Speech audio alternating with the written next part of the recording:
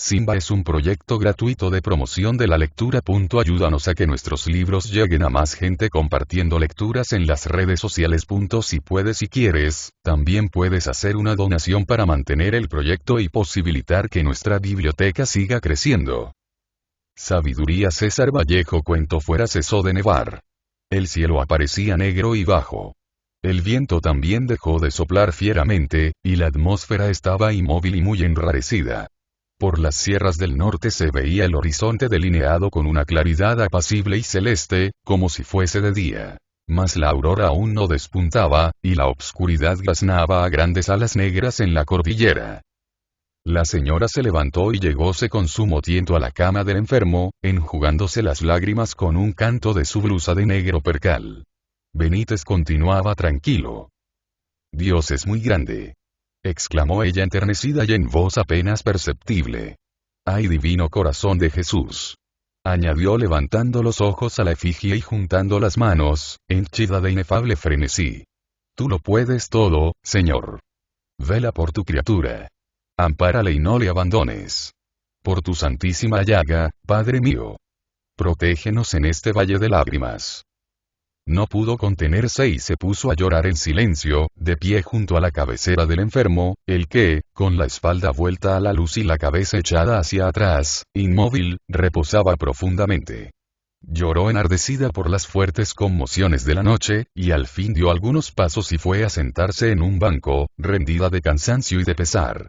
Ahí se quedó adormecida por el abatimiento y el insomnio, cosas excesivas para su avanzada edad y su naturaleza achacosa. Despertó de súbito, sobresaltada. La bujía estaba para acabarse y se había chorreado de una manera extraña, practicando un portillo hondo y ancho, por el que corría la esperma derretida, yendo a amontonarse y enfriarse en un solo punto de la palmatoria, en forma de un puño cerrado, con el índice alzado hacia la llama. Acomodó la bujía la señora, y, como notase que el paciente no había cambiado de postura y que, antes bien, seguía durmiendo, se inclinó a verle el rostro por el lado de la sombra, donde estaba. «Duerme el pobrecito», se dijo, y resolvió no despertarle. Benítez, en medio de las visiones de la fiebre, había mirado a menudo el cuadro del corazón de Jesús que estaba al alcance de sus ojos, pendiente en su cabecera. La divina imagen se mezclaba a las imágenes del delirio, envuelta en un arrebol blanco y estático, semejante a un nevado. Era la cal del muro donde se diseñaba en la realidad. Las alucinaciones se relacionaban con lo que más preocupaba a Benítez en el mundo tangible, tales como el desempeño de su puesto en las minas, su negocio en sociedad con Marino y el deseo de un capital suficiente para ir enseguida a Lima a terminar lo más pronto posible sus estudios de ingeniero. Vio que Marino se quedaba con su dinero y todavía le amenazaba pegarle, ayudado por todos los pobladores de Quivilca. Benítez protestaba enérgicamente, pero tenía que batirse en retirada, en razón del inmenso número de sus atacantes. Caía en la fuga por escarpadas rocas, y al doblar de golpe un recodo del terreno fragoroso, se daba con otra parte de sus enemigos y el pánico le hacía dar un salto. Entonces el corazón de Jesús entraba en el conflicto, y espantaba con su sola presencia a los agresores y ladrones, para luego desaparecer instantáneamente, como un relámpago, y dejarle desamparado en el preciso momento en que el gerente de la Mining Society se paseaba colérico en el escritorio del Cusco y le decía: «Puede usted irse. La empresa le cancela el nombramiento en atención a su mala conducta. Es mi última decisión». Benítez le rogaba cruzando las manos lastimeramente. El gerente ordenó a 2 criados que le sacasen de la oficina. Venían 2 indios sonriendo, como si escarneciesen su desgracia, le cogían por los brazos, le arrebataban y le propinaban un empellón brutal.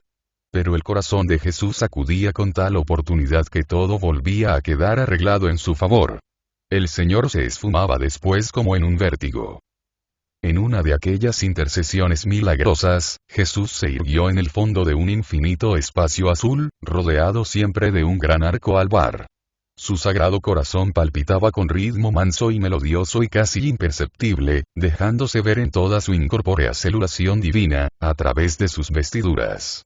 El Señor miraba ahora en torno suyo con aquella tristeza pensativa con que, en las bellas granjas egipcias, siendo niño, contemplaba a José trabajar humildemente hasta la caída del sol, en su carpintería solitaria de cedros y sándalos de oriente.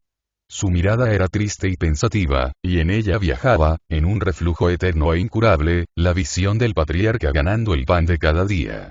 Al menos a Benítez le daba esta impresión, aunque de una manera nebulosa y muy extraña, pues no podía poner los ojos en el Señor, que solo estaba presente en tácita revelación, sin ser visto, oído ni tocado. Su figura llenaba de una gracia ideal y de un sentido esencial la copa del tiempo y la copa del alma. De repente advirtió Benítez que delante del Señor pasaban de una en un desfile intermitente, algunas personas que él no podía reconocer. Entonces le poseyó un pavor repentino, al darse cuenta solo en ese instante, que asistía a las últimas sanciones. Pasada la primera impresión, y recuperado un tanto el dominio de sí mismo, angustiado y confuso todavía, se dio a recapacitar y a hacer un examen de conciencia que le permitiera entrever cuál sería el lugar de su eterno destino. Pero no tenía tranquilidad para ello.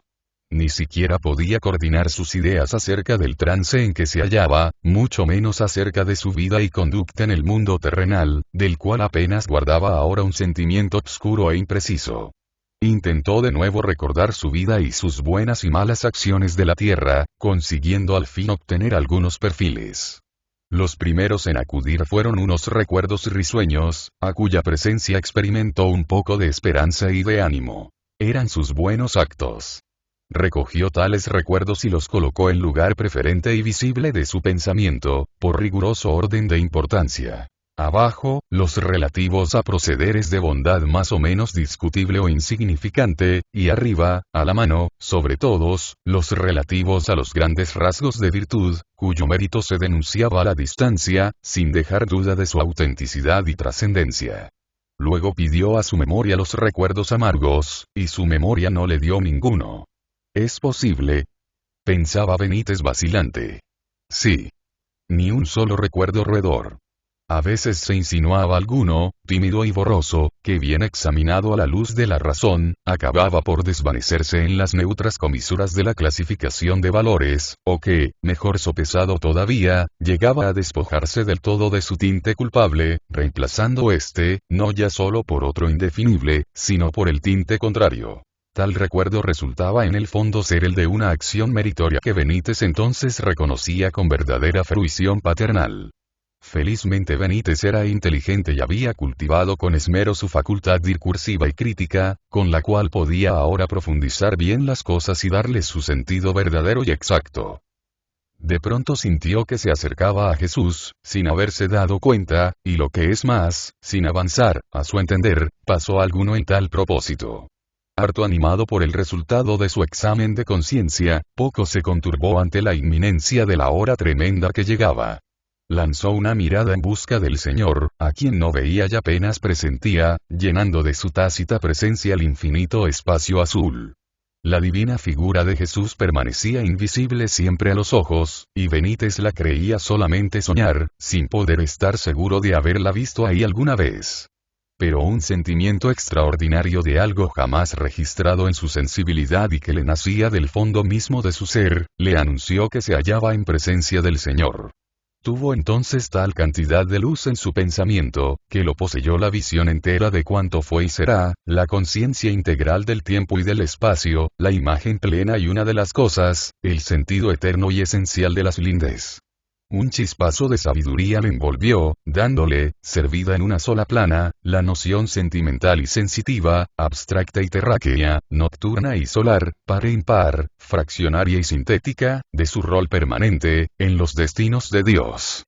Y fue entonces que nada pudo hacer, pensar, querer ni sentir por sí mismo ni en sí mismo. Su personalidad, como yo de egoísmo, no pudo sustraerse al corte cordial de sus flancos. En su ser se había posado una nota orquestal del infinito, a causa del paso de Jesús y su divino oriflama por la antena mayor de su corazón. Luego volvió en sí, y al sentirse apartar de delante del Señor, condenado a errar al acaso, como número disperso, zafado de la armonía universal, por una gris e incierta inmensidad, sin alba ni poniente, un dolor indescriptible y nunca experimentado en su vida, le colmó el alma hasta la boca, ahogándole, como si mascase amargos vellones de tinieblas, sin poderlas ni siquiera pasar. Su tormento interior, la funesta desventura de su espíritu no era a causa del perdido paraíso, sino a causa de la expresión de tristeza infinita y humanamente mortal que vio o sintió dibujarse en la divina faz del Nazareno, al llegar ante sus plantas. Oh, qué mortal tristeza la suya, que de ser comparada a su goce en presencia de los niños, habría tirado de golpe la balanza, hacia el lado sin lado y sin platillo. Oh, qué humana tristeza la suya, cual la que vigiló, a la luz de una víspera fatal, en un yermo olivar de Galilea, su oración muda y desolada, cuando goteó en el puro suelo su secreción de sangre augusta, al compás de estas cárdenas palabras. Padre, aparta de mí este cáliz. Oh, qué infinita tristeza la suya, y como no la pudo contener ni el vaso de dos bocas del enigma. Por ella sufría Benítez un dolor desmedido y sin orillas. Señor, murmuró suplicante y bañado en llanto, al menos que no sea tanta tu tristeza. Al menos, que un poco de ella pase a mi corazón. Al menos, que las piedrecillas vengan a ayudarme a reflejar tu tristeza. El silencio volvió a imperar en la gran extensión incierta. Señor, apaga la lámpara de tu tristeza, que me falta corazón para reflejarla. ¿Qué he hecho de mi sangre? ¿Dónde está mi sangre? Ay, Señor. Tú me la diste, y he aquí que yo, sin saber cómo, la dejé emposada en los rincones de la vida, avaro de ella y pobre de ella. Benítez lloró hasta la muerte. Señor.